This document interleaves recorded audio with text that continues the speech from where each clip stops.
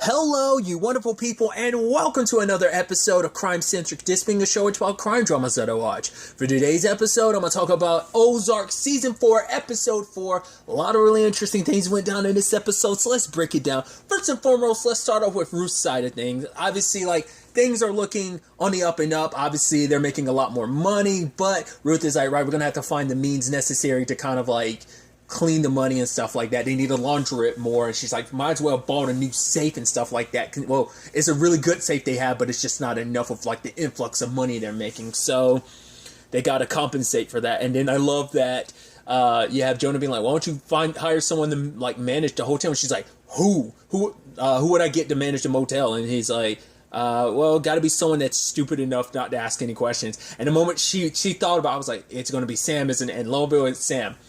I figured that's an issue because we've already seen it's got a gambling issue and that could be a problem. But I guess with his own, I don't know, man. It's just I'm peeking around every corner being like, okay, that could go wrong. This could go wrong. That's going to go wrong. I was just scared at every corner.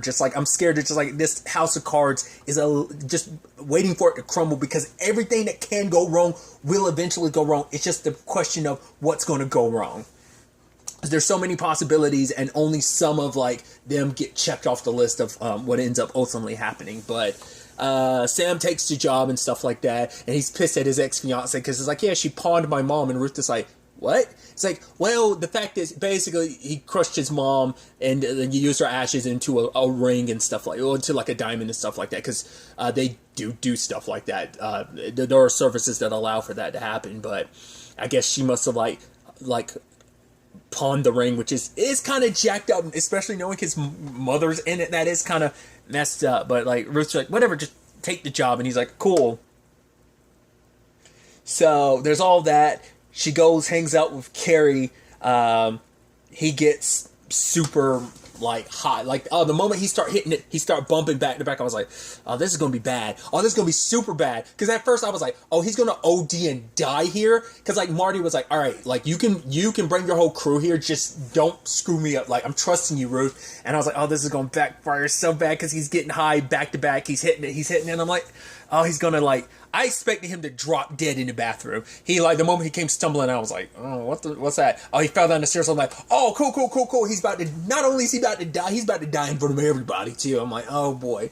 Luckily, Ruth was able to kind of resuscitate him, help him before he OD'd completely. Well, he still OD'd, but he didn't die, so that's good. Then Marty and Wendy are like, what the fuck happened? It's like, yeah, he kind of OD'd. It's like, what? And I love that it's Wendy's in asshole mode this entire episode. I love it, which we'll get to later. But she's just basically taking this opportunity to shit on Ruth. Once again, Marty's always had a professional enough relationship with Ruth to be like, no, fine, you just can't come around this around the casino anymore. We trusted you, you kind of screwed the pooch. Because Ruth is already snippy towards Wendy because Wendy's doing the whole bin circuit, which I'll get to that. Like I said, I'll get to that later. But I love that Ruth is just kind of it's just one thing after another. Now Carrie's overdosing. She had to bring it to attention to Darlene, and it's like, yeah, everyone's good, everything's okay. And then the driver's like, yeah, ma'am, I just want you to know I can be trusted. Kind of wondering about my compensation. I was like, you shut your damn mouth to the woman who's holding a damn shotgun in her hand. And he's just like, yeah, I just want you to know, I just didn't know this job would involve me talking to cops. She pops him immediately. And she's like, and Ruth's like, what the fuck did you do that for? It's like, I know when I'm about to be blackmailed. I'm about to go back to sleep. I'm about to go back to bed. There's some lie. You can go bury his ass somewhere else. And you can see Wyatt kind of shaking because he's seen Darlene. Well, I don't know if he's actually, because the whole Frank Jr. thing, I don't know if he was around when she did that. So, one thing that's not killing someone outright. That's crushing some dude's genitals. But I don't know, he's never seen her do the dark stuff that she's done. We've seen her just straight up snap and kill people. She just snapped and killed Dale, which led to a whole bunch of issues. She poisoned her husband and killed him. Once again, I always have to asterisk that. He was trying to kill her too, so it was kind of they were both aiming for each other. She just ended up being quicker on the draw. So there's that. And now to this. Wyatt's never seen this side of her. It's yeah, this, once again, People warned you not to get mixed up with this lady, and you did. Now you're getting to see how batshit crazy she is. That without missing a beat, popped him, told you to bury his ass. I'm about to go to bed. That takes some next level psychopath to be like, I killed someone. I'm about to go to bed. You deal with it. So now Wyatt and Ruth have to bury the body, and obviously Wyatt's breaking down a little bit, and Ruth's like, you can stay with me. Obviously this ain't like Ruth's first rodeo with all of this, so it's like, yeah, Wyatt it is. And I talked about this in the trailer, when I did my trailer discussion, because it makes the point to be like, no one gets out of this with their hands clean. It's like everyone gets, like, Wyatt was like tangentially connected, like whatever Darlene and Dan were, he was a business partner, but he never got his hands in the muck. This is him getting his hands in the muck. Because I think even a scene from the trailer, if I remember correctly, was like a shot of it is Wyatt digging the, well, I don't think you saw Ruth, but I think you see him digging a hole. The camera angle didn't look the same, and maybe it was, once again, I saw the trailer like twice, and I try not to rewatch trailers too much. But the reason why I'm bringing that up, because part of me is wondering, like, was that a different scene of him burying a grave? So maybe is there going to be another body he's going to have to bury eventually? I don't know. Part of me wonders, is like, I don't know how this is going to work out. Because part of me is like, is Wyatt eventually going to have to bury Darlene? Because is he going to have to kill Darlene to protect Ruth? Or will Ruth have to kill Darlene to protect Wyatt? Because I think after all that, you could tell Ruth kind of felt bad about bringing Wyatt back to that. And just being like, okay, because I love Darlene's like, oh my God, that woman, oh, Wendy, she's so terrible. I'd kill her, like set her on fire at the stake if I didn't think that the devil would come up and save her. It's like, yeah, and Wyatt, Ruth's like, yeah, okay, I gotta go, Darlene. Like, it's a lot. And it's like, right, you're saying all this and you're not like focused on the fact is that obviously Wyatt's kind of distressed. And she kind of feels bad because it's like, no, like, because she even tried to tell Wyatt, it's like, if you want to, you can stay here longer. Like, him being back home, like, she's all happy about it. And if she can keep him away from Darlene, she's even happier. But it's like, Darlene ain't going to take no for an answer. So, I don't think that's going to end well on that front. So it's kind of like, damned if you do, damned if you don't. Like, so he's kind of stuck right now. And I think a lot of that's like, right? Because I can't forget who I'm in bed with, too. It's not just Wyatt, she's in bed with him as well. I mean, in bed with Darlene as well. So she even says later on, like, "Oh, let's do something because it's going to help your cousin." I'm like, I don't know, man. And I don't know. I don't think that's going to end well. We'll see how that turns out. But things do not come up Team Ruth this episode. First and foremost, she's got the new sheriff, temporary sheriff, asking questions about like, "Oh, Carrie, how'd you two meet?" It's like, oh, when I was working at the casino. I was like, oh, cool. Why is he still hanging around you? I don't know. Maybe he likes me. Yeah, the fact is he was ODing. How'd you know exactly he was ODing on heroin? I don't know. I have no idea. It's like, okay, cool. And it's like, oh, have you seen this driver? No idea where he is. Yeah, must not be local. And it's like, okay, yeah, thanks for the information. You're like, yeah, she's sniffing around. That's going to be an issue. And then we see Carrie later on, and he's kind of like, yeah, I'm done. I'm 40 years old. I almost died in a shithole casino in a shithole place in America. He's like, in the middle of America. He's like, I'm not going to do that. We're done. So he's backing out the deal. So in one fell swoop, went from top of the world, everything's good. Oh, we got so much money to... Everything blew up in Ruth's face. It's like everything, once again, that can go wrong, did go wrong. Poor Ruth, dude. It's like one thing after another. And obviously, like, oh, Darlene's not going to be too happy about that. Because even she was saying, like, oh, I told you not to get in business with him. So that's why I'm confused. So was everything a test just to see if Ruth would prove to be, like, trustworthy and that she could, she has the balls to stand up to you? Or was it you just trying to save face? But I'm like, oh, I knew I liked you. Like, oh, because it did all work out in the end. I guess I am kind of stuck in my ways. I guess you were right. You proved me wrong. I'm just trying to save face, or what? I don't know. That makes me question the last episode in that regard, but still. That is no bueno. So we'll have to see where things kind of go on that front. Obviously, I love that the sheriff immediately went asking Marty and them questions. And just like I said, Wendy's been in her own lane this episode. Time and time again, she keeps referencing Ben having drug issues. I'm like, why are you doing that?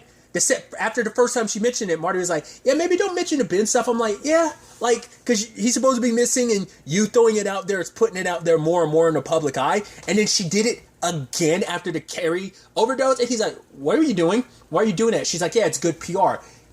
Wendy's, like, all of this is bringing up, like, I think her own demons, but also, like, it's her own way to, like, keep her brother alive. I don't know if she 100% realizes that she's doing it, but she is.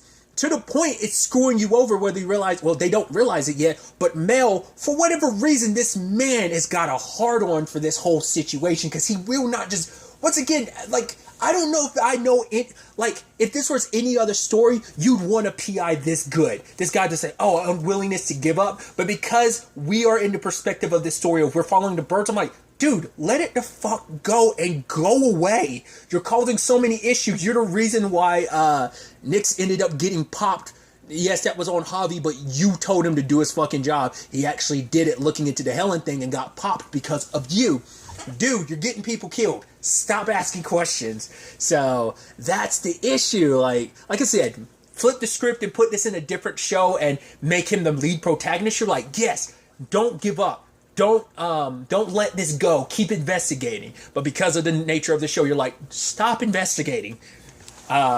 And not in a hero sense of like, stop investigating because you're going to get your family, they're going to be in danger, stuff like, it's like, no, stop investigating because you're going to get yourself and a whole bunch of people killed, and we don't want you causing more trouble for the birds than you already have. So, because he's going sniffing. He even went to the trouble of going to Wendy's dad, and he's like, yeah, my son had mental issues, and it's like, oh yeah, about the drug. He's like, my son didn't have drug issues. It's like, oh, but that's what your daughter says. It's like, well, she's fallen away from the path, and can't believe a word that comes out Wendy's mouth. I'm like, Jesus. And even calls up later on, and he's just like, oh, Wendy, Marie, like, you answer me. Like, are you around here calling up your, do you know how embarrassing that is for you? I have to learn that your brother is missing by some stranger. If Wendy wasn't so caught up in that moment, she'd be like, wait, she just assumes like, because that's the thing. It's not a public thing for people, but it's like, right, you've done it publicly enough that like maybe someone said something to your dad. Because he's all about image too, because he's like, right, when you were talking to those people about my son, did you bring up the drug stuff? And he was like, no, sir, because he has an image he's trying to present, you know? Because she comes from a very religious family too, so. But that's all that kind of matters to him. And I love that he's like yelling at her, do you know who you're talking? And then like Wendy just like yanked the entire phone off the wall. She is not in a good place. I think, for one, it's Jonah being so far away from her. Like, she's trying to like latch onto something, and that's why she's telling this story about Ben. I wonder if she's trying to put it out there because it's her way of trying to draw like Jonah back in.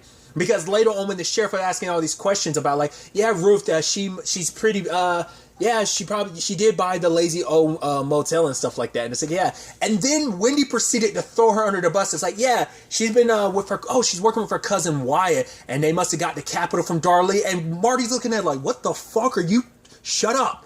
He's like, yeah, no. She's a hard worker, so she was most likely, you've seen that shithole of a motel. She most likely got like a small business loan. And afterwards, he's like, what the fuck are you doing? And she's like, I don't know. I'm asking questions.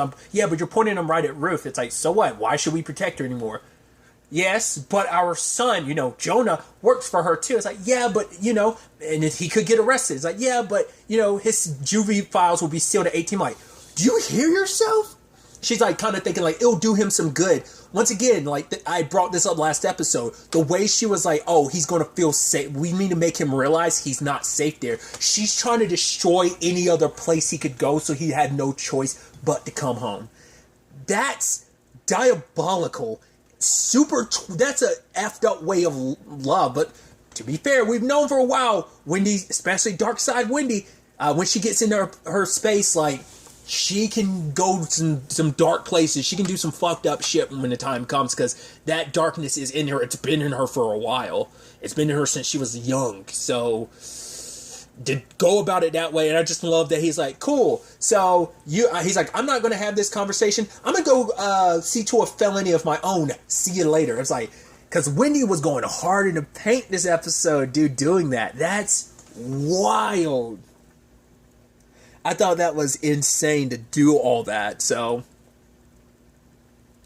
There is a little bit about the Jonah and Charlotte thing I thought was kind of interesting, because Charlotte's supposed to be doing like the practice SATs and stuff like that, and she's like, "No, I got to do something for mom." And then Jonah was like, "Don't let all of this like he wants his sister like not to get so wrapped up in this. Like, you want to try and have a life outside of this as well, because that's why he's not like so neck deep in it. But he's also like, don't let mom." She's like, "I'm gonna do it." Like, yeah, it is kind of sweet that once again, despite his issues, he still loves his sister, loves his dad. It's just his mom he has the complicated feelings with now. But he's also looking out for her, like, right, don't let mom drag you in deep, because he's like, mom's kind of on the deep end of this, like, more so than anybody right now, so... Even more so in this episode, like I said, Wendy's just in her own lane right now. She's not, I don't think she's in a good place. The Jonah thing, because she didn't properly have a chance to really fully deal with the Ben thing, and then having Jonah spit in her face not literally, but figuratively, about the whole Ben thing, like it was too much for her. It's like, because she's still dealing with the unresolved feelings of like, yes, despite what she says, despite what she did, like, it's still like she had that episode. She was like, obviously, like when it was going down, she broke down, and then she was just kind of numb. The next episode, she hasn't properly dealt with it, and so like all those feelings about Ben, she's lashing out at Jonah because of it. Because I think she sees like, right, why won't you do what I tell you to do? If Ben had just done what I told him to do, he'd be alive right now. He wouldn't have had to be killed because of that. I wouldn't have had to co-sign my brother getting killed. And Jonah's just reminding her of that, and he keeps throwing that back in her face, like it's your fault. Because when she's seeing Jonah, she's just looking in the mirror, and it's just what he's saying, it's what she's feeling. But when someone else says it to you, like that guilt and stuff, when someone throws it at you, it stings, at least with my own personal experience. Like, I could say the worst things about myself because I have no self-esteem, and I don't have the greatest opinion, I don't have the highest opinion of myself. So like if someone were to say something horrible about me, it would sting 1,000 times worse coming from a person, because you're reconfirming what I'm already thinking about myself. And I think that's what's happening with Jonah and Wendy. And I just like, that's why she's been like snapping, because the way she's handled this Jonah thing is proof of like, yeah, you haven't, to be fair, you kind of done that with both your children, because you kind of, like, once again, you kind of did the same thing with Charlotte too. So it might just be a byproduct of her upbringing. Like, she kind of like rebelled against what was her upbringing. It was kind of rough, and that kind of led her down a rough path, kind of an even darker rough path, off the path of what her father wanted her to be on. So I think a lot of that is culminating in what we're getting right now with Wendy. So that's all fascinating. At the same time, we end up finding out from Javi that there have been multiple takedowns. Because he was like, yeah, like this is the third shipment this month that's got missed with. It's like, oh, cash? Like, oh, what? He's like, but Javi's like, it's not making any sense. It's not the DEA, it's the FBI. Could you ask your person? No, he's like, in fact, give me her number. He's like, no, she'll only deal with me. So, yeah, I'll ask. He's like, okay, you do that. And I'm like, yikes. Because I was wondering if he was suspicious. I think he was suspicious somewhat before, but, because also, like, he doesn't, because that is the thing, because Marty brings it up later on. It's like, I don't know where your shipments are going. And he was like, yes, that's the only reason why you're alive right now, Marty, because I know you don't have access to that information. Because it would never cross his mind to think his uncle would be selling him out like that. But regardless, the moment Javi starts looking into it too much, because it's happening again and again, he ends up talking to one of his boys that got busted. It's like, yo, did you see a lady? And the guy's like, honestly, I don't remember. I was like, yes! I was like, oh, thank God, because the moment he finds out it's Maya, it's going to be an issue. But because he's like, yeah, all I saw was uniform. It's like, the moment he's like, give me that dash. He was like, give me the body cam footage. I was like, fuck! I was like, damn it. And he ends up seeing it. It's like, yeah, it's her. Why didn't she give you the heads up, Marty, about all this? And he's like, yeah, I don't know. Maybe it's just like, right, these raids, she never had enough time. They just put her on a task force, because us asking her not to do her job would be more suspicious. And he's like, right, I'm not making any more deliveries to Shaw and her people until I figure out who's responsible for this, who's the mole in the organization. I'm like, oh boy.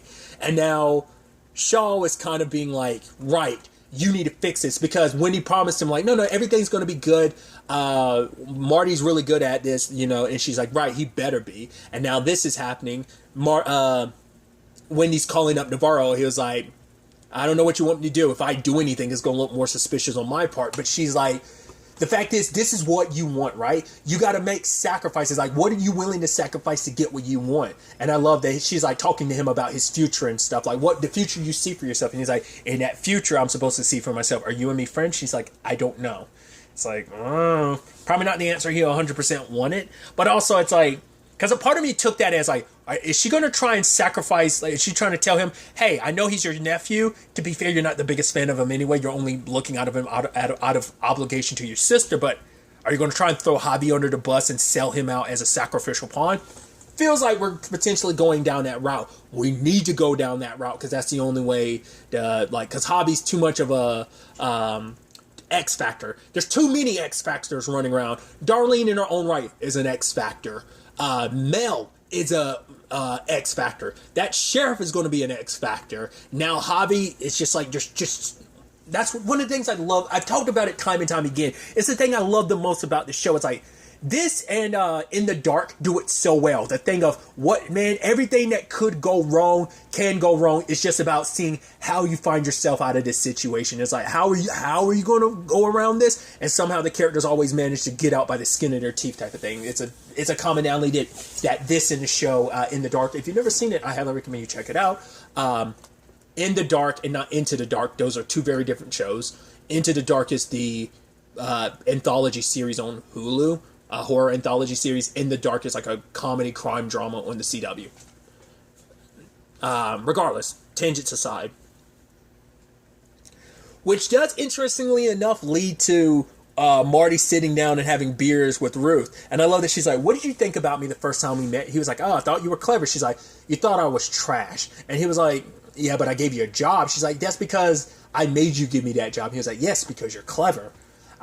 She's like, yeah, you know, God is a motherfucker. Like, he made me smart enough to realize, like, how shit and fucked up my life is, but not smart enough to actually be able to get my ass out of it. Like, no matter what she does, she's smart enough to build all these operations. She's smart enough to make these opportunities for herself, but she can never dig herself out of the hole that is this town. She can't get out. And so Marty's like, cool, I'm going to need you to do something for me. And if you do it, I'm going to give you a big payday and you can go wherever you want. She's like, oh, another Marty Bird scheme? I must be a stupid fucking fuck to do this. And he was like, maybe, I don't know.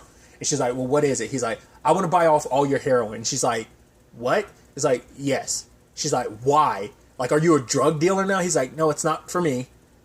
She's like, yeah, but I've got business partners I got to answer to too. It's like Darlene. And Darlene's not a fan of the birds, especially Wendy, after she just went on that tirade about like wanting to burn Wendy at the stake. So no, like, that's going to be a big no. But now I get why. Okay, so Marty's planning on buying the heroin from them and using that as a substitute for the heroin that they should be getting from Javi. The problem is the heroin that they get from Javi is supposed to be pretty high grade, and I don't know if Darlene's would necessarily match that stuff, especially considering like the guy has to scan stuff. But if they make sure like, oh, like we've already done enough transactions so it's all going to be good, it's fine, that's going to definitely be an issue because it's going to be a bump in the road with some of like probably future testings and stuff like, I don't know. Because you also don't know fully what Darlene cuts her stuff up with because that was an issue in the past. But you're like, oh man, we'll see how this all plays out. Like, how do you get Javi off your back? How do you get him to drop this whole mole situation? Especially because he's got his eye on Maya now. So you have to be careful about that. Navarro has to be careful. Now Marty's going to be getting heroin from Darlene if she decides to give it to him. And even if he does, like, will it work out when you give it to Shaw? Like, will she want to check? Well, she'll get her people to check it. But maybe the argument will be like, well, we've been doing it enough. You don't have to check it anymore. Just take it. It's like, cool, fine, we'll take it. But it might be an issue later on down the road. They just want to keep the flow going enough to get this shipment out so that things keep going long enough that they don't have to worry about it for now. So until they remedy whatever this hobby situation, however they plan on remedying this whole hobby thing.